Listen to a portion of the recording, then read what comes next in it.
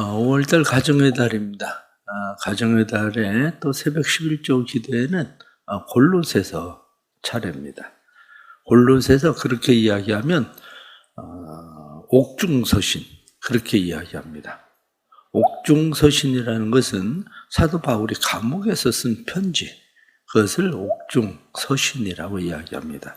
에베소서, 빌립보서, 골로새서, 빌레몬서 이 네 권을 성경에서 옥중서신 그렇게 이야기합니다. 골로새 교회는 사도 바울이 세운 교회가 아닙니다. 사도 바울이 세운 교회가 아니라 오늘 7절에 나타나는 에바브라에게 배웠나니 이렇게 이야기하는 에바브라라는 사람이 쓴 편지입니다. 에바브라는 사도 바울에게 배웠는데 사도 바울에게 에바브라가 배우고 그리고 골로새에서 복음을 전하는데 영향력이 사도 바울만큼 되지는 않는 거죠. 그러다가 보니까 골로새 교회 안에는 여러 가지 문제들이 생겼습니다. 복음의 진리로 골로새 교인들을 잘 세우고 싶었지만 이 골로새 교회에 이미 토착되어져 있는 그들의 나름대로의 그들의 신앙을 어떻게 하면 변화시킬 수 있을까? 바로 그 문제였거든요. 그래서 이 사람들에게 생긴 여러 가지 문제들 가운데 하나는 유전, 오랫동안 전해 내려오던 전통처럼 지켜지던 우리말로 이야기하면 유전을 중시하는 옛날 우리 한국이 제사를 중요하게 여기던 것처럼 이 사람들도 나름대로의 관습들을 가지고 있고 사회적 규범을 가지고 있었는데 그들이 가지고 있었던 사회적 규범과 관습들이 기독교 신앙과 배치되는 거죠. 이 문제를 그들은 교묘하게 정당화시키면서 교회 안에 이 유전과 관습들이 그대로 들어온 거죠. 예를 들면 우리나라의 제사의 문제, 그것은 초기 기독교나 그 전에 들어온 가톨릭 여기에 아주 중요하게 여기던 겁니다. 그런데 가톨릭이 교묘하게 제사 문제를 그냥 허용해 버리죠. 그런 것처럼 그들이 가지고 있었던 관습들이 초기 기독교인들하고는 기독교에 배치되니까 거부를 했었는데 교묘하게 그게 그 안으로 유전들이 그냥 들어오게 된 그런 관습들입니다. 그런 문제들 뿐만 아니라 이 사람들은 관념적 신앙생활을 하고 있었습니다. 왜냐하면 관념적 신앙생활이라고 하는 것은 어떻게 하면 기독교를 궤변적으로 기독교를 교묘하게 섞어버릴 수 있을까? 이런 거거든요. 그러니까 이러한 신앙들이 그들 안에 뿌리를 내리기 시작했고 또 하나의 문제는 천사 숭배입니다. 천사도 우리의 숭배해야 될 대상이다. 이렇게 해서 천사 숭배를 하는 문제. 더욱이 심각하게 초대교회가 만난 가장 중요한 문제는 율법도 지켜야 된다. 그러나 유대교의 율법도 지켜야 된다. 율법을 지키는 자체가 나쁘다는 게 아닙니다. 율법을 지키는 자체가 나쁜 것이 아니라 율법을 지켜야 마치 구원을 받는 것처럼 하는 그런 일들의 문제인 거죠. 이러한 일들이 교회 안에 점점 문제가 생기게 된 겁니다. 그러니까 사도 바울이 그 사람들에게 이런 문제를 어떻게 해결해야 되는지를 위해서 편지를 쓴 것이 바로 골로새서라고 하는 편지입니다. 이 골로새서를 쓸 때 사도 바울은 7절 말씀에 에바브라에게 너희가 배웠나니 그는 너희를 위한 그리스도의 신실한 일꾼이요. 신실하다. 이렇게 성경이 말씀합니다. 믿음직한. 이런 이야기죠. 진실한. 그러니까 믿음직한 진실한 에바브라에게 너희가 배웠는데 그 말이 틀리지 않다. 이렇게 지금 말씀하고 있는 거죠. 오늘날 그리스도인들도 마찬가지입니다. 그리스도인들도 세상 속에서 신실한 일꾼. 그것이 바로 그리스도인들이 살아가야 될 태도인 겁니다. 그래서 오늘 우리가 함께 말씀을 우리가 나누려고 하는 것은 영향력 있는 교회. 어떻게 하면 교회가 세상 속에서 영향력 있는 교회가 될 수 있을까 하는 겁니다. 성경은 우리에게 말씀하기를 너희가 뱀같이 지혜롭고 비둘기같이 순결해라. 이렇게 말씀하는 것처럼 우리에게 요구하는 것이 뱀같이 지혜로운 세상 속에서 어떻게 하면 교회가 어리석음으로 행하는 게 아니라 지혜롭게 교회가 행할 수 있을까? 그러면서도 그리스도의 순결성을 잃어버리지 않는 교회로 교회가 설 수 있을까 하는 그런 겁니다. 우리가 살고 있는 세상을 기본적으로 이해해야 되는 것은 세상은 세 가지에 의해서 거의 그냥 지배를 당합니다. 과거나 현재나 세 가지에 의해서 거의 지배를 당하는데 오늘날 우리가 지배를 당하고 있는 것 중에 가장 첫 번째가 스크린입니다. 스크린. 그래서 우리는 그것을 3S 이렇게 이야기하거든요. 첫째가 스크린. 옛날에 영화관에서 보는 그냥 대형 화면 그거였었는데 이제는 각 가정마다 TV 다 있죠. 이젠 TV도 이제 필요가 없어졌습니다. 왜냐하면 사람들마다 다 스마트폰을 가지고 스크린에 매몰되어져 있습니다. 유튜브라고 하는 것이 나오면서 이 스크린에 매몰되어져 있는, 다시 말하면 아마 대부분의 교인들이나 대부분의 사람들은 기본적으로 스크린에 잡혀 있는 사람들일 겁니다. 왜냐하면 그것이 세상을 끌고 가는 방식 중에 하나거든요. 두 번째가 섹스입니다. 섹스의 문제도 옛날하고는 달라졌죠. 다양한 섹스라고 하는 게 요즘 세상은 어떻습니까? 스와핑. 그냥 부부들끼리도 바꿔서 그냥 행하는 그러한 섹스의 문제. 그뿐만이 아니라 동성애. 그래서 같은 동성끼리 섹스를 하는 문제. 지금은 그걸 넘어섭니다. 지금은 그것을 넘어서서 수간, 동물과 섹스하는 일. 여러분들이 몰라서 그렇지 제가 사실을 얘기하면 섹스를 할 동물을 빌려주는 데들도 인터넷에 많습니다. 살아있는 동물을 빌려줍니다. 섹스를 위해서. 그런 데들도 있습니다. 그런데 지금은 그것도 귀찮아요. 그래서 섹스돌, 그래서 인형, 그거 가지고 섹스하는 이러한 일들이 만연하죠. 그런데 이제는 섹스도 귀찮다는 거예요. 그래서 섹스도 귀찮으니까 섹스리스, 섹스하지 않는 거. 그러면 그 중에 하나가 다음으로 넘어가는 것이 바로 스포츠입니다. 그런데 과거처럼 우리가 뭐 축구 좋아하고 야구 좋아하고 이젠 그런 정도가 아닙니다. 그게 아니라 스포츠 가운데 지금은 많은 사람들이 격투기를 좋아합니다. 철장 안에 가둬놓고 그냥 장갑 하나 끼고 누가 하나 피투성이 돼서 완전 그냥 거의 반죽음 될 때까지 그냥 싸우게 하는 거. 지금은 그것이 사람들 속에 가득합니다. 결국에는 그것을 스포츠라고 생각을 하고 사람들은 그 일을 하거든요. 그것을 구경을 하거든요. 스크린, 섹스, 스포츠. 그것이 세상에 많은 사람들을 지배하고 있는 그 지배 원리입니다. 이게. 그러나 오늘 현대적으로 우리가 볼 때에 현대적 사회는 어떻습니까? 기본적으로 현대 사회가 과학시대라고 얘기하잖아요. 과학시대 이렇게 이야기할 때 과학에 대해서 오늘날 살고 있는 과학자들 중에 95%는 어느 시대에도 존재하는 과학자들보다 위대한 사람들이다. 이렇게 돼 있다고요. 그러니까 과거 시대에 살고 있었던 과학자들은 감히 생각하지도 못하던 그러한 것들의 95%의 과학자는 그 사람들보다 다 탁월하다는 거예요. 뛰어나다는 거예요. 지금은 결국 이 과학 시대를 우리는 살고 있습니다. 시대적으로 과학의 시대. 이게 우리가 살고 있는 그러한 시대입니다. 두 번째는 세계 교회주의라고 말합니다. 세계 교회주의라고 말하는 것은 대형 교회, 맘모스형 교회, 그것을 자꾸 추구하죠. 앞으로는 점점 더 대형 교회들만 남는 거. 그런데 이제는 그게 문제가 아니라 종교 통합입니다. 그래도 트럼프가 전쟁을 하고 막 그런 못된 짓을 많이 해도 트럼프가 잘한 것 중에 하나가 뭐냐면 종교 통합을 시키지 않으려고 하는 거예요. 기본적으로. 예전에는 어떻습니까? 미국의 대통령들 다양한 신들의 이름으로 기도합니다. 이렇게 기도하잖아요.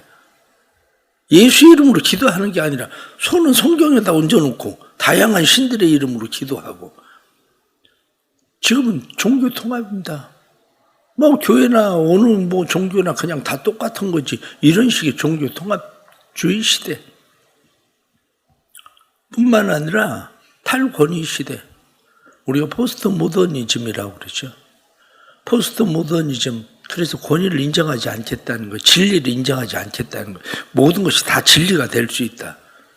그래서 뭐 집들 세워져 있는 집들 뭐 정상적으로 세워 있는 집이 아니라 요즘 뭐 사진들 나오는 것처럼 집을 거꾸로 세워가지고 지붕이 밑으로 가 있는 집처럼 세워놓은 그런 건물들도 있고 다양하잖아요. 왜 꼭 그렇게 해야 되냐? 그래서 다양한 모양으로 그렇게 하는 그러한 일들.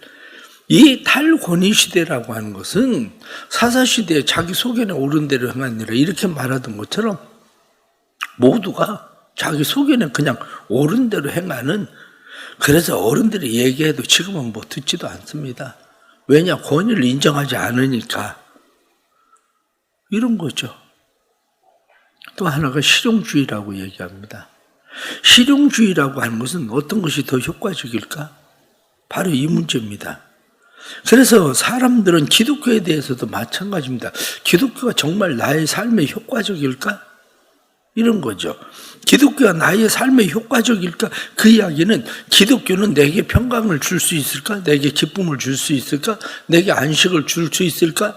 기독교라고 하는 것이 내 삶을 변화시킬 수 있을까? 기독교가 아니면 어때? 나를 변화시킬 수 있는 곳이라면 실용주의, 그냥 실용적이면 그거 선택하는 거.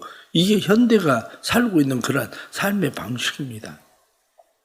또 하나는 좌절의 시대. 관계 좌절이라고 이야기합니다. 사람들이 서로 관계를 맺고 있지만 관계가 좌절되어 있어요. 관계가 좌절되다가 보니까 사람을 믿질 않아. 그냥 관계를 형식적으로 맺고 있는 것 뿐이지. 그러다가 보니까 자연적 많아지는 게 뭡니까? 반려동물이잖아요. 반려동물. 어제도 목사님 한번 만나기로 했는데 못 온대요. 개가 죽었대요. 지금 그런 시대예요. 만약 여러분들이 제가 신방 가기로 약속했다. 우리 집 개가 죽었어요. 그래서 못 가요. 그러면 여러분들이 지금은 인정해야 되는 시대예요. 여러분들도 그렇게 하잖아. 그러니까 왜 그러냐? 그 이유는 이 관계 가운데 불신이 이제 가득 짜여 있어서 관계 좌절의 시대. 그렇게 이야기합니다. 가장 중요한 것은 말세라고 이야기하죠. 말세 시대. 오늘날의 시대를 우리는 말세 시대, 말세 그렇게 이야기합니다. 우리는 이 말세 시대를 살고 있어요.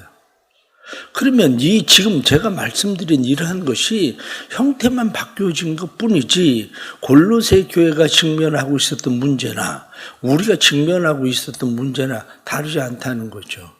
골로새 교회에 왜 이러한 일들이 문제가 됩니까?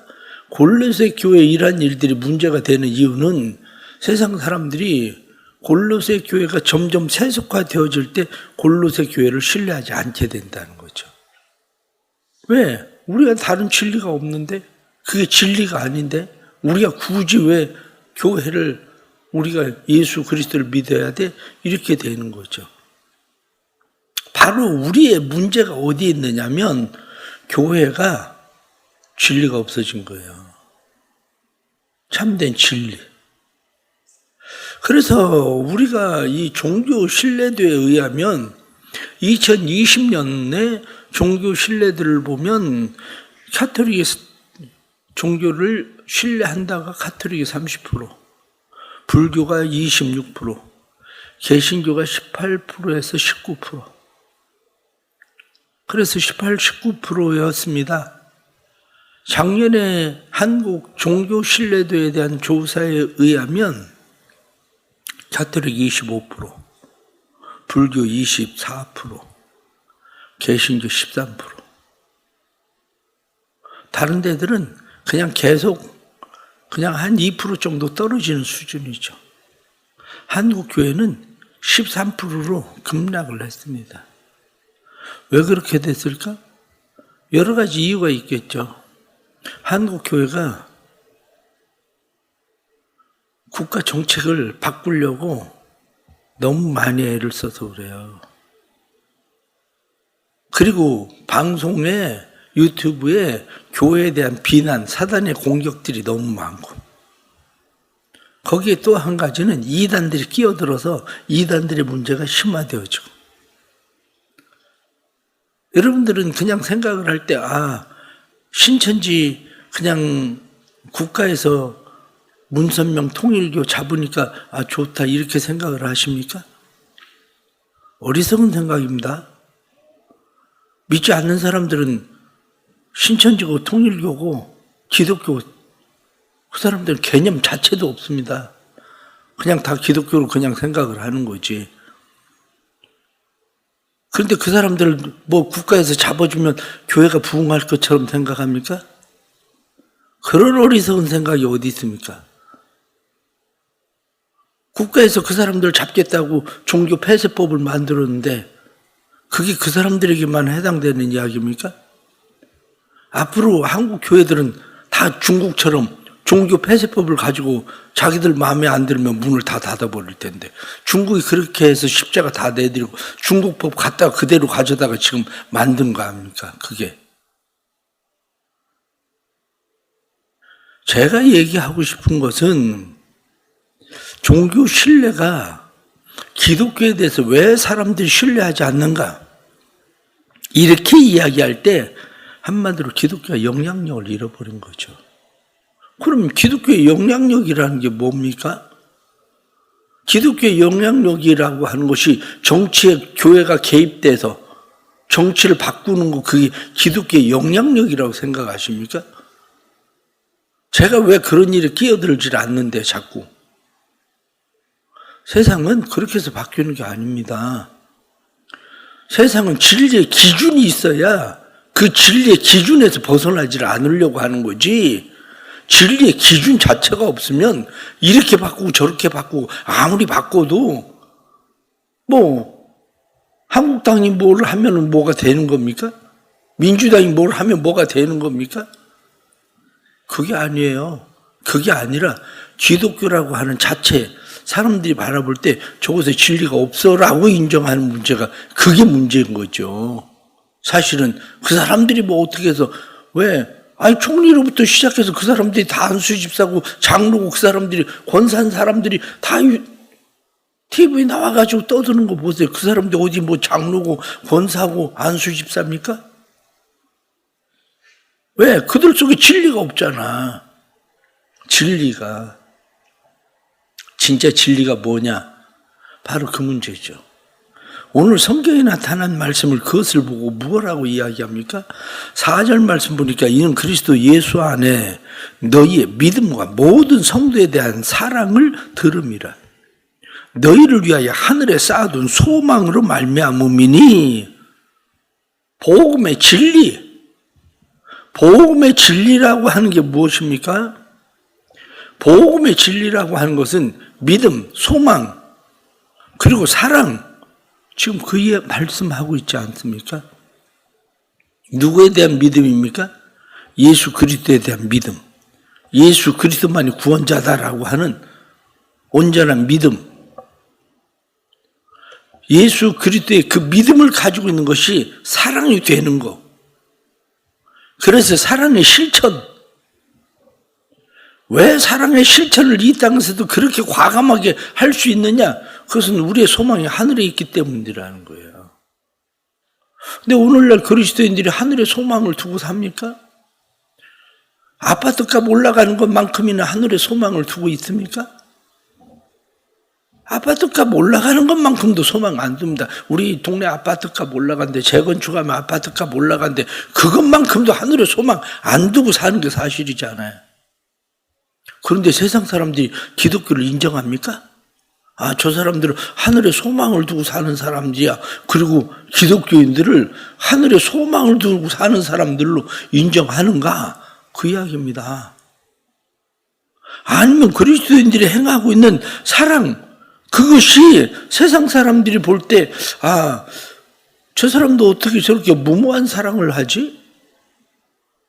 이렇게 생각할 수 있을 만큼 그리스도인들이 사랑하는 그 사랑을 세상 사람들이 인정할 만한 사랑을 하고 있는가? 바로 그 이야기를 하고 있는 거죠. 그렇습니다. 복음의 진리라는 게 뭡니까? 복음의 진리라고 하는 것은 복음 말 그대로 기쁜 소식. 왜 복음이 기쁜 소식입니까? 나를 변화시킬 수 있는 것이 복음이기 때문에 그래요. 예수 그리스도 그분이 우리 안에 들어오시면 나를 변화시킬 수 있기 때문에. 그런데 예수 그리스도 복음을 우리가 받았다고 이야기하지만 예수 그리스도의 복음이 나를 변화시키지 못하는 복음. 그래서 뭐라고 이야기합니까? 자기를 변화시키지 못하는 믿음은 믿음이 아니다. 자기를 변화시키지 못하는 복음은 복음이 아니다. 자기를 변화시키지 못하는 믿음, 변화시키지 못하는 복음, 그것은 쓸모가 없습니다. 그것은 왜 쓸모가 있습니까? 진짜 나를 변화시킬 수 있는 믿음, 나를 변화시킬 수 있는 복음이어야 그게 쓸데있는 거지. 나조차도 변화시키지 못하는데 그 복음이 누구를 변화시킵니까? 그 복음이 누구를 믿게 만듭니까? 골로새 교회가 당면하고 있는 이 문제, 영향력 있는 교회여야 되는데 점점 교회가 영향력이 떨어져 가고 있을 때에 사도 바울이 이야기하고 있는 것은 너희에겐 분명한 믿음이 있다. 너희에겐 사랑이 있다. 너희에겐 소망이 있다. 이렇게 말하는 것처럼 그 믿음, 사랑, 소망, 이것이 영향력 있는 교회를 만드는 겁니다. 우리 교회가 영향력 있는 교회가 되기 위해서 오직 예수 그리스도만이 진리이신 것을 믿기를 축복합니다. 우리에겐 하나님의 나라가 있다는 소망이 분명해지기를 축복합니다. 그 소망 때문에 이 땅에 소망을 두고 사는 것이 아니라 세상 사람들이 보기에는 무모한 것 같은 사랑일지라도 그 무모한 사랑을 행하고 살아가는 일, 그것이 바로 세상에 영향력을 줄 수 있는 그러한 일들이 되는 거죠. 그런데 이 영향력을 주는 그러한 일들은 복음의 열매가 있어야 됩니다. 이 복음의 열매가 있어야 되는데 이 복음의 열매, 그래서 6절 말씀에 보면 이 복음이 이미 너희에게 이르매 너희가 듣고 참으로 하나님의 은혜를 깨달은 날부터 너희 중에서와 같이 또한 온 천하에서도 열매를 맺어 자라는도다. 열매를 맺어 자란다. 영혼 구원의 열매들이 생겨야 돼요. 그 열매가 가정에서부터 시작돼야 됩니다. 가정. 밖에 나가서 이방인들 구원하지 못해도 내 가정 안에 내 가족들에게 주어지는 영향력. 아, 우리 부모님이 확실히 예수 믿고 달라졌다. 우리 부모님이 예수 믿으니까 평안해. 우리 부모님이 예수를 믿고 나니까 정말 저분들처럼 살고 싶어. 그럴 수 있는 영향력. 그런데 그것이 열매가 되어야 되거든요. 한국 교회가 한때는 1200만까지 된다는 이야기가 있을 정도였었죠. 그런데 한국 교회가 800만, 지금은 600만. 얼마 안 가면 300만 됩니다. 기독교 300만. 가면 안 오겠죠. 300만이면 교회 100명 모이는 교회가 얼마 사라져야 그렇게 되는지 상상을 해보십시오. 그게. 그런데 왜 이렇게 됐습니까? 그 중에 가장 첫 번째 원인을 뽑는 것 중에 하나가 항존직의 자녀들이 예수를 믿지 않는다가 첫 번째예요. 항존직의 자녀들이 예수를 믿지 않는다가 1번. 그 항존직이라고 하는 것은 목사부터 시작해서 항존직의 자녀들이 예수를 믿지 않는다. 그러니 이미 가정에서부터 영향력이 사라졌는데 그 영향력이 어디로 갑니까? 흘러갈 곳이 없죠. 흘러갈 곳이. 가정에부터 이 영향력이 회복돼야 됩니다. 열매입니다. 영혼 구원의 열매. 우리 교회가 올해는 5만 시간 기도 운동을 하지만 5만 시간 기도 운동을 하는 중요한 이유가 그냥 기도 열심히 하자 그것만은 아닙니다. 기도 열심히 하는 그런 일이 우리의 믿음의 토양을 다지는 일이 되고 그 일이 내년부터 해야 되는 것이 전도입니다. 내년부터 우리 교회가 가야 되는, 그냥 목사는 그냥 단순하게 해마다 올해는 뭐 해서 일을 치룰까 그게 아니라 나름대로의 목표를 가지고 가는 거예요, 교회가. 그런데 내가 은퇴하기 전에는 교회를 어떻게 세워가야 될 것인가, 이런 일들에 대해서 계획을 가지고. 그렇습니다. 교회가 열매 있는 교회 되기를 축복합니다. 구원받는 사람들이 날마다 되어가는 열매가 있어야 됩니다. 마지막 하나는 성령의 역사가 있어야 됩니다. 8절 말씀 보니까 성령 안에서 너희 사랑을 우리에게 알린 자니라. 성령의 역사. 우리가 심고 물을 주지만 자라게 하시는 분은 하나님이십니다. 영향력 있게 만드시는 분은 하나님이신데 그 하나님은 성령의 역사를 통해서 영향력 있게 만드시는 겁니다. 성령. 그래서 교회는 충만해야 되는 것이 성령 충만. 가장 많이 사용하는 단어입니다. 성령 충만. 성령 충만은 결국 예수 충만이고 성령 충만은 말씀 충만이고 성령 충만은 사랑 충만입니다. 우리 안에 성령 충만하다는 것은 예수가 우리 안에 충만하다는 거예요. 성령 충만하다는 것은 말씀이 우리 안에 충만하다는 겁니다. 성령 충만하다는 것은 사랑이 충만하다는 거죠. 그래서 성령 충만, 예수 충만, 말씀 충만, 사랑 충만, 기쁨 충만. 그럴 때 우리는 세상에 영향력을 줄 수 있는 신실한 성도, 신실한 교회가 되는 거죠. 하나님께서 우리 대성교회를 축복하셔서 또 올해 하나님의 주시는 은혜로 기도하는 그러한 일들이 열매 있게 하시는 아름다운 축복으로도 나타나길 바랍니다. 골로새 교회가 당면했었던 문제들, 그때 시대의 문제만이 아니라 오늘날 우리의 문제인 것을 우리가 생각하고 하나님 앞에 더 기도하고 하나님 앞에 가까이 나아갈 수 있는 은혜가 넘치기를 간절히 바랍니다. 기도하겠습니다. 하나님 아버지, 은혜 가운데 4월을 지내고 또 이렇게 5월 첫날 맞이해서 우리가 5월 첫날 월삭 예배로 뿐만 아니라 새벽 11조 예배로 하나님 앞에 나와서 예배를 드립니다. 새벽에 나와서 기도하는 이 기도의 가운데 주님 은혜 베풀어 주시고 5월 한 달도 우리의 삶이 영향력 있는 신실한 그리스도인들 되게 하여 주옵소서. 영향력 있는 신실한 교회 되게 해 주옵소서. 그래서 우리 대성교회를 통해서 성도들을 통해서 하나님의 세우신 가정들이 온전하게 진리 가운데 세워지게 하시고 세상 속에 그리스도의 사람들, 하나님의 자녀들이 있음을 나타내 보이는 역사가 있게 해 주옵소서. 5월도 가정가정마다 평안을 주시되 가정가정마다 구원받지 못한 사람들이 구원받게 해 주시고 가정가정마다 하나님 큰 은혜 베풀어 주셔서 가정 속에 하나님의 주시는 은혜와 평강이 사단의 모든 악한 권세들을 물리치고 주님이 함께 하시는 은혜와 평강 가운데 승리하는 아름다운 가정들 되게 하여 주옵소서. 5월도 눈동자처럼 지키시고 보호하시는 하나님의 은혜 떠나지 않게 해주시고 하나님의 사랑 안에 온전히 거하는 가정들 되도록 만들어 주옵소서.